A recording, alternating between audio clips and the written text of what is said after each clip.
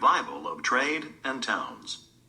Picture yourself in this scene of life in the Middle Ages. At certain times of the year, you would have labored with your parents in fields that belonged to the local lord.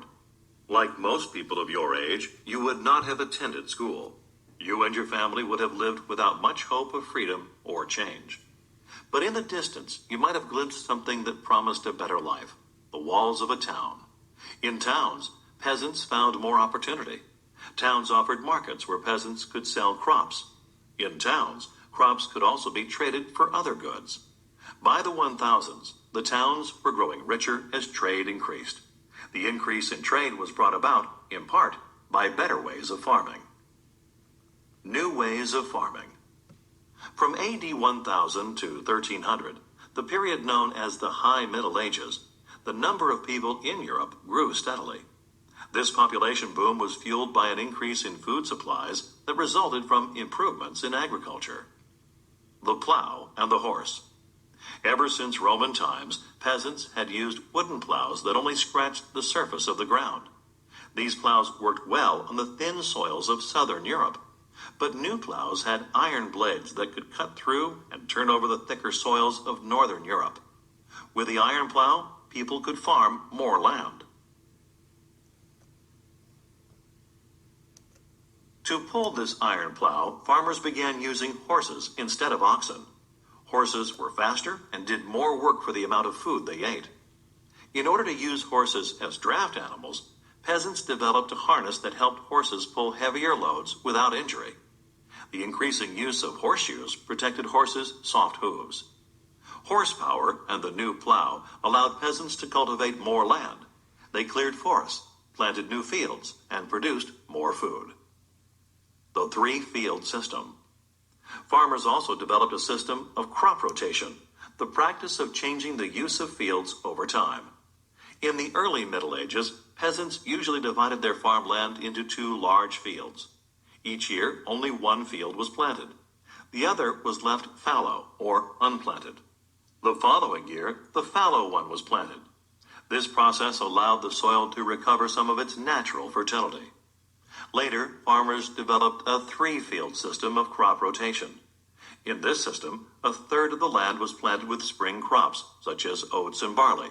A third was planted with winter crops, such as winter wheat and rye. And the final field was left fallow. The three-field system had great advantages. First, it increased the amount of land that could be planted each year. Second, it protected farmers from starvation if one of the crops failed. Cistercians expand farming. During the 1200s, an order of monks called the Cistercians helped expand farming in Europe. The Cistercians embraced poverty and simplicity. They sold surplus agricultural products, such as wool. Many Cistercian monasteries were built in the countryside. With the help of peasants, Cistercians cut down forests, drained marshes, and brought huge areas of land under cultivation for the first time.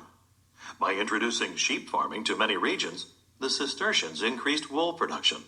This strengthened the textile or cloth industry and trade. Food fuels growth. Thanks to the new farming methods, the supply of grains increased. This helped feed the growing population in Europe. Scholars estimate that the population of Europe nearly doubled between AD 1000 and 1300, rising from 39 million to 74 million people. This surge in population transformed the medieval world. Reading check. On what kind of food did the growing population of medieval Europe depend? Trade and industry grow. Population growth and advances in farming brought about important changes, especially in trade and industry. The medieval economy boomed. As food became plentiful, surplus crops from one area were traded for surplus crops from another. Regions specialized in crops that grew best in particular climates and soils. In Spain, olive orchards supplied olive oil. In France, grapes were processed into wines. Surplus crops could also be traded for manufactured goods from distant lands. Industry thrives. Some places became famous for a specific manufactured product.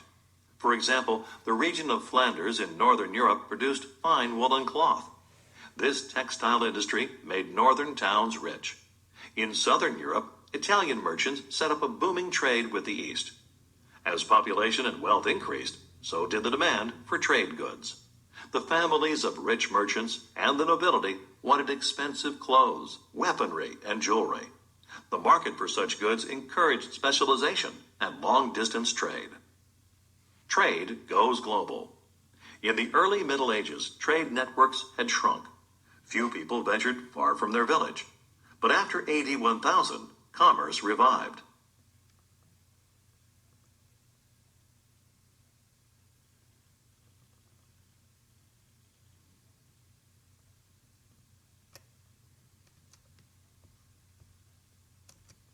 Trade began tying Europe to the wider world, bringing the cultures of Europe, Asia, and Africa into contact once again. The Crusades contributed to this revival of trade.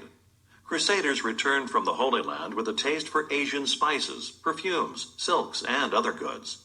Italian merchants worked to satisfy these tastes by importing trade goods from Asia in their ships. Merchant banking. As trade increased, merchants needed to transfer large sums of money. Merchants often traveled long distances to buy and sell their goods. Such journeys were difficult and risky. A merchant carrying coins could lose a fortune through a shipwreck or a robbery. Italian merchants solved this problem by creating a system that included bills of exchange. This was a system similar to the one used by Muslim traders. Bills of exchange allowed a merchant to deposit money in a bank in one city and withdraw money from a bank in a different city. Merchants no longer needed to carry money on dangerous journeys. The banking system made many Italian families rich, especially in cities such as Florence. In Italy, banking also contributed to one of the most important developments of the High Middle Ages, the revival of towns and urban life. Reading check. Why was there a need for a banking system?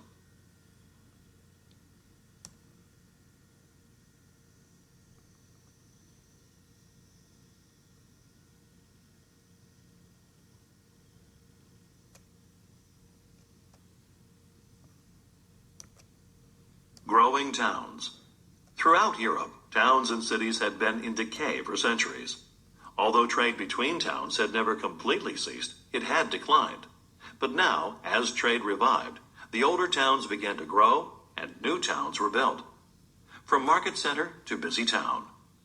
During the early Middle Ages, some towns held weekly markets where people from nearby villages could trade for food and other useful items. In time, merchants and craft workers, such as shoemakers, tailors, and metalworkers, set up shops in the towns. In some regions, merchants hired people to manufacture products, such as woolen cloth or leather goods. By the 1200s, Europe's towns had become bustling centers of trade and industry, where people came to buy and sell goods. Some became famous for their great fairs. Merchants from all over Europe brought goods to sell at these fairs. Jugglers, musicians, and animal trainers came to entertain. In France, during the 1100s and 1200s, fairs were held in the province of Champagne. At the Champagne fairs, cloth from northern Europe was exchanged for spices and objects from the Mediterranean. Guilds. As the demand for goods increased, the number of skilled craft workers in towns grew. Artisans with the same skills often banded together to form guilds. A guild is a group of workers practicing the same craft who have joined together to protect their economic interests. Merchants, grocers, and shoemakers, along with many other kinds of workers, all formed guilds. Craft guilds were financed by their members, who paid fees. In return, the guild protected workers and their families. If a guild worker died, the guild would pay for the worker's funeral and often care for the worker's family. Some guilds provided free schooling. Guilds also financed building programs. Guilds regulated businesses. For example, only those who had been properly trained and tested by the guild could set up their own businesses. The guild carefully controlled quality. If a member produced shoddy goods or cheated customers, the guild punished him. To prevent unfair competition, the guild set the price for all the goods its members sold. The guild also controlled where and to whom a member could sell goods. The rules of the Weavers' Guild in Beverly, England, from the year 1209 warned,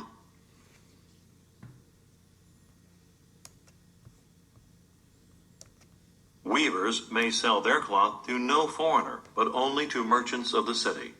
And if it happens that, in order to enrich himself, one of the weavers wishes to go outside the city to sell his merchandise, he may be very sure that the honest men of the city will take all his cloth and bring it back to the city.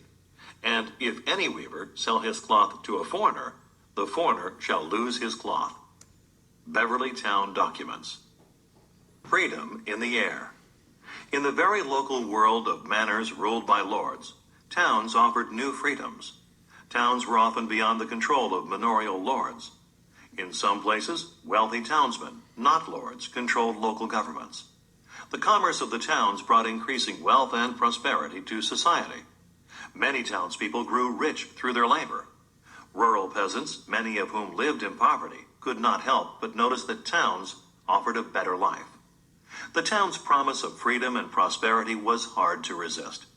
Peasants began deserting the rural manors, thus weakening the feudal system. Peasants arriving in the towns must have been awed by their first view of urban life. Around the busy marketplaces, huge buildings were rising, houses, guild halls, and mansions. But soaring even higher were the churches and cathedrals, whose spires drew the eye up toward heaven. The High Middle Ages was a time not only of economic growth, but of deep religious faith. In the next section, you will learn how this faith shaped the medieval world. Reading check. Why was there more freedom in the towns than in rural areas?